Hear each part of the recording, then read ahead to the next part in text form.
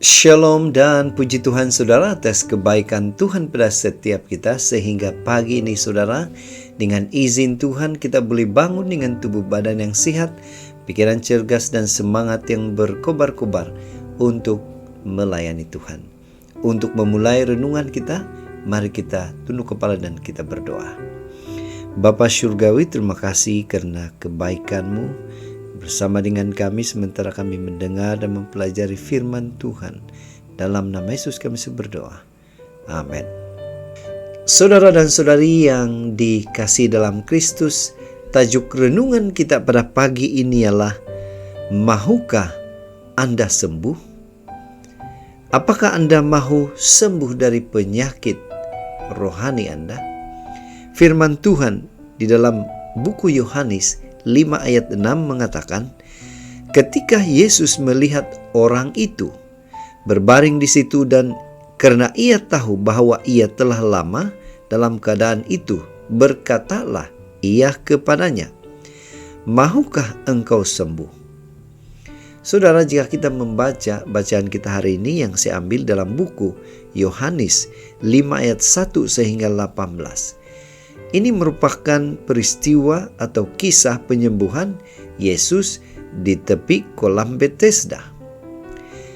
Coba kita bayangkan saudara, jika kita berada di kolam Bethesda itu saat itu dan mendengar perbualan Yesus dengan orang lumpuh yang terbaring di sana, bagaimana reaksi Anda jika Anda pada ketika itu bersama dengan mereka? Mungkin Anda akan mengerutkan dahi atau kening apabila mendengar Yesus berkata, mahukah engkau sembuh? Saudara, pastinya setiap kita yang sakit itu mahu sembuh. Namun kita perhatikan kisah seterusnya. Kalau kita membaca seterusnya cerita ini saudara, pasti kita akan lebih berkerut dahi lagi atau berkerut kening lagi. Hairan lagi ketika mendengar jawaban si lumpuh. Kita mendengar respon lumpuh kepada pertanyaan Yesus, mahukah engkau sembuh? Dia berkata, Tuhan, tidak ada orang yang menurunkan aku ke dalam kolam itu apabila airnya mulai bergoncang, dan sementara aku menuju ke kolam itu, orang lain sudah turun mendahului aku. Rupanya saudara, dia sudah sakit atau sudah terbaring di sana lebih atau 38 tahun. Sehingga saat ada orang yang bertanya apakah dia mau sembuh, dia sudah kehilangan niat untuk sembuh dan malah mencari alasan kenapa dia masih sakit. Saudara, apa aplikasi dari renungan kita?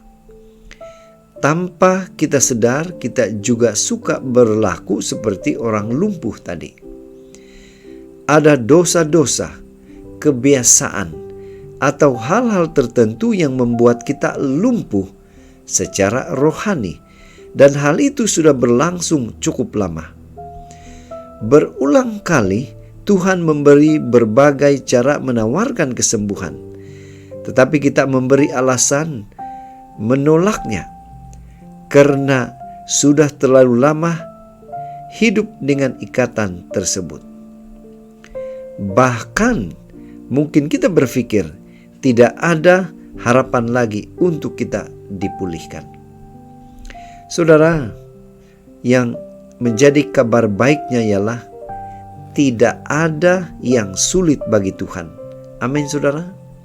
Selama kita mahu membuka hati, merindukan kesembuhan, pemulihan yang Tuhan sediakan bagi kita, jangan batasi diri dengan berpikir sudah tidak ada harapan lagi. Di mana ada kemahuan, di situ ada jalan. Bukalah hati dan biarkan kuasa Tuhan membebaskan kita dari belenggu penyakit rohani kita. Itu sebabnya saudara, pada pagi ini sekali lagi mari kita ingatkan diri kita untuk tidak terburu-buru menutup pintu harapan untuk pemulihan. Jangan menolak uluran tangan Tuhan yang menawarkan kesembuhan. Inilah doa dan harapan kita. Mari kita bersyukur, mari kita berterima kasih kepada Tuhan. Nah, bila mana kita datang pada Dia, Dia akan memberikan kita kekuatan, kemampuan, dan memberikan kita peluang untuk sembuh dari sakit fisikal maupun rohani kita. Mari saudara, tetap setia, tetap semangat, tetap positif, dan tetap sehat bersama dengan Tuhan sampai Maranatha. Tuhan memberkati. Mari kita berdoa. Bapa Surgawi, sekali lagi kami bersyukur, berterima kasih karena kebaikan-Mu, karena bersama dengan kami sehingga kami mengerti dan kami boleh mengaplikasikan apa yang kami sudah pelajari sebentar tadi. Dalam nama Yesus kami berdoa. Amin.